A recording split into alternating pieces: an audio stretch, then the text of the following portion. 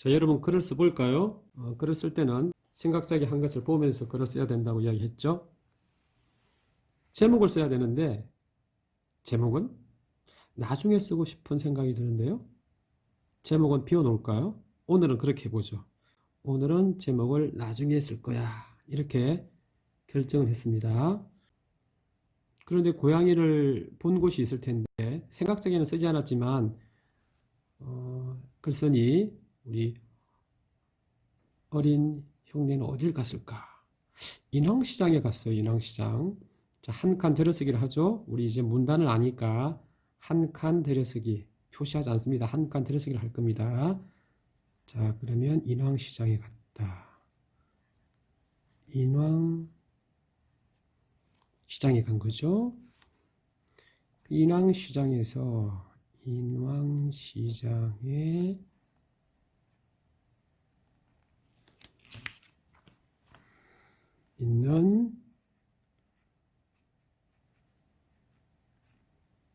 있는 고양이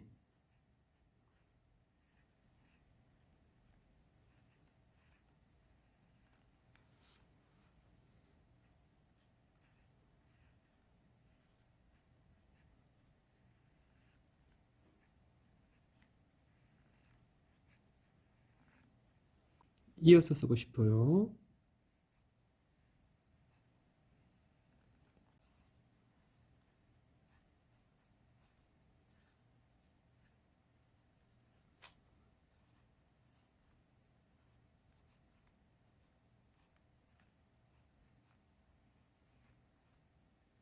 자, 글쓴이가 어린 형네이긴 하지만 어린 형네는 여러분도 알겠지만 어른 형네이기도 하잖아요.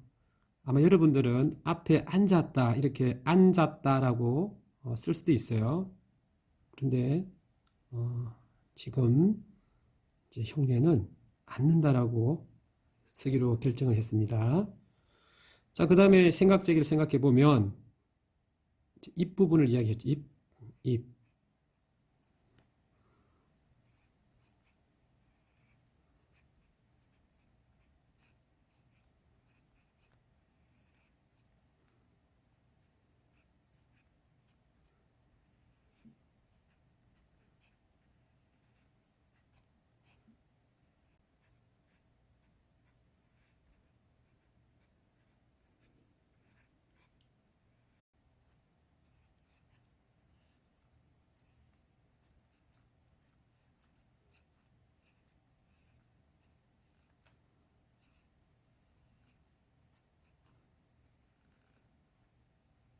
황토색을 선택했고 여러분 황토색 알죠? 그 다음에 머리를 봤죠 여러분 머리.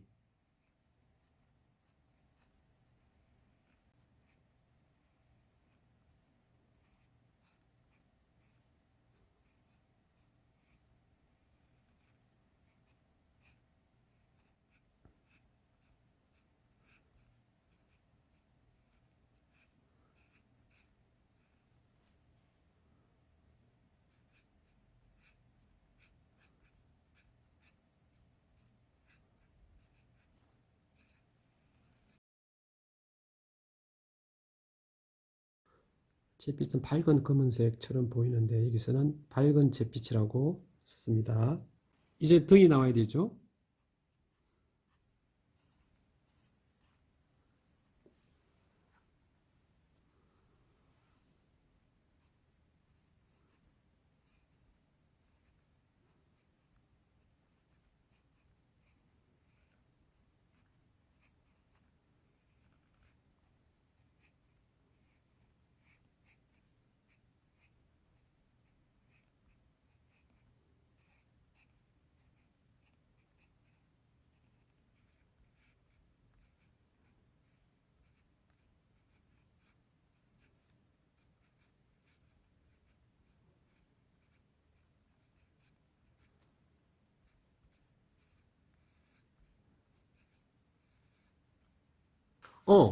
알록달록하다는 말은 어떻게 알았냐고요? 알록달록하다는 말, 엄마한테 여쭤본 거죠.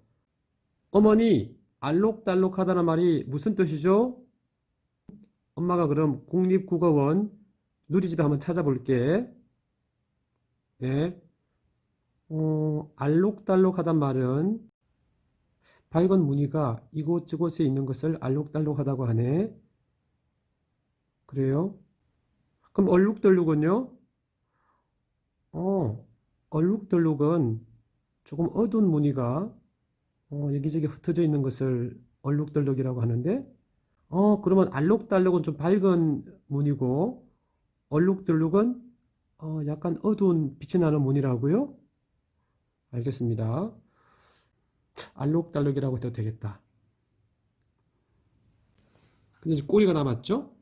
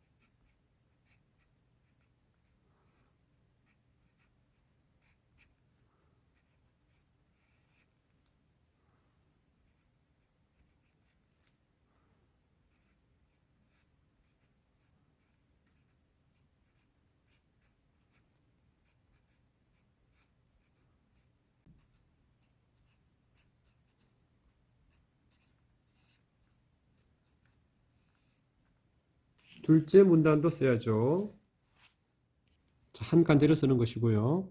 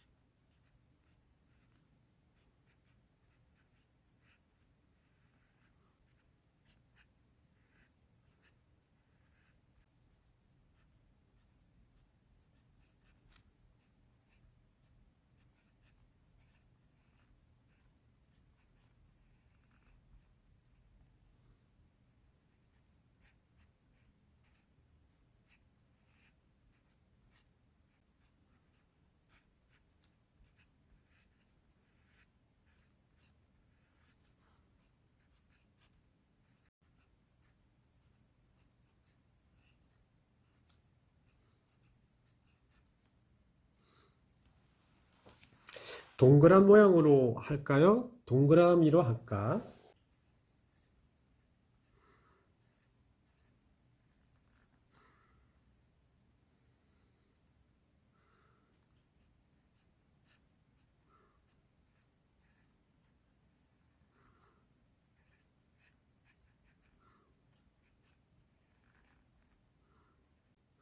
그런데 이 동그란 모양이 조금 신기해서 조금 더 자세하게 쓰고 싶어요.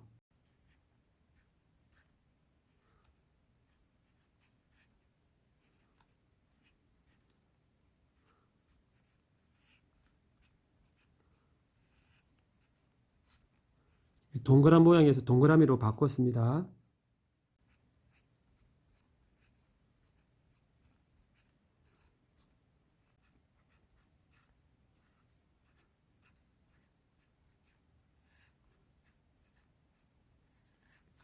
이거를 이제 좀 지우겠습니다. 큰 동그라미는 밝은 동그라미라고 하지 않고 좀 지울 거예요. 큰 동그라미는 지우겠습니다. 큰 동그라미는 밝고라고 할게요. 밝고. 큰 동그라미는 밝고. 지울게요.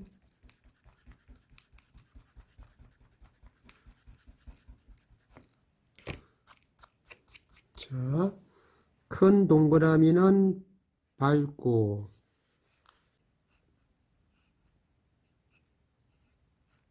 작은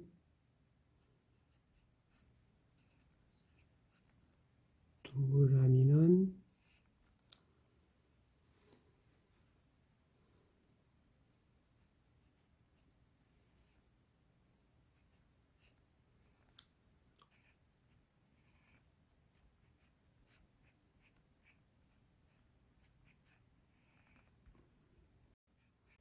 코도 자세히 보니까 세모 모양이에요.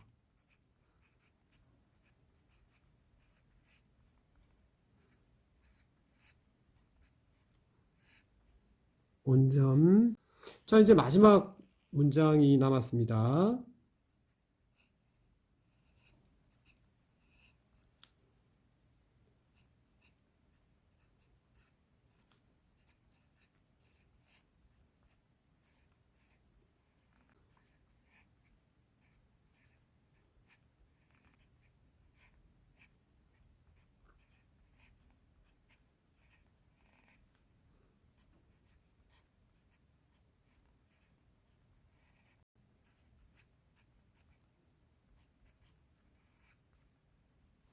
자, 이렇게 둘째 문단까지 썼네요. 자, 이렇게 두 문단을 썼네요. 글로. 자, 이제 그리고 오늘은 제목을 마지막에 쓰려고 했죠.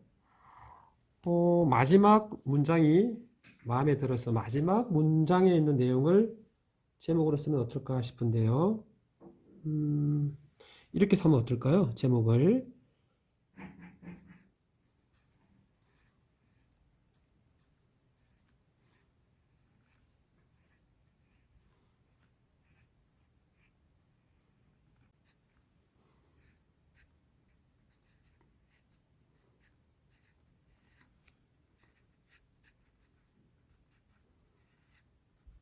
네. 제목에는 온점을 붙이지 않고, 자, 이렇게 제목을 붙여봤습니다. 한번 읽어보겠습니다. 고양이 안에 수확이 있다. 인왕시장에 있는 고양이 한 마리가 내 앞에 앉는다. 입 위쪽과 머리는 밝은 황토색이다. 머리 가운데는 밝은 잿빛이다. 등은 황토색과 잿빛으로 알록달록하다. 꼬리는 검정, 잿빛, 황토색 줄무늬로 얼룩덜룩하다.